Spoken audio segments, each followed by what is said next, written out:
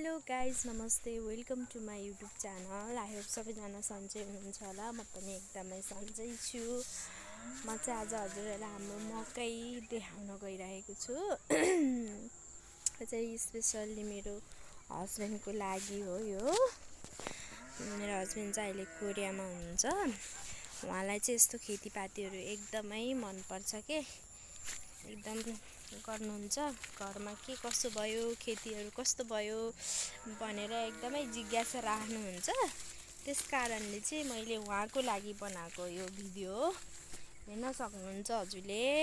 मकै राम्रो भएको छ, कुनै कुनै ठाउँमा चाहिँ खाली छ, मकै उम्रिएन छ। अनि यहाँ चाहिँ फर्सी पनि छ है, फर्सी पनि लगाएको छौँ। अनि वहाँनिर देख्न सक्नुहुन्छ हजुरहरूले हाम्रो कुलको मन्दिर देख्न सक्नुहुन्छ। अनि उतातिर पनि छ मकै, उहाँतिर त म जान भ्याउँदिन किनभने मैले अब खाना पनि पकाउनु पर्ने हुन्छ। त्यस कारणले गर्दाखेरि अनि अहिले चाहिँ खाजा खाइसके, हजुरहरूले पनि खाजा खाइसक्नु भयो होला।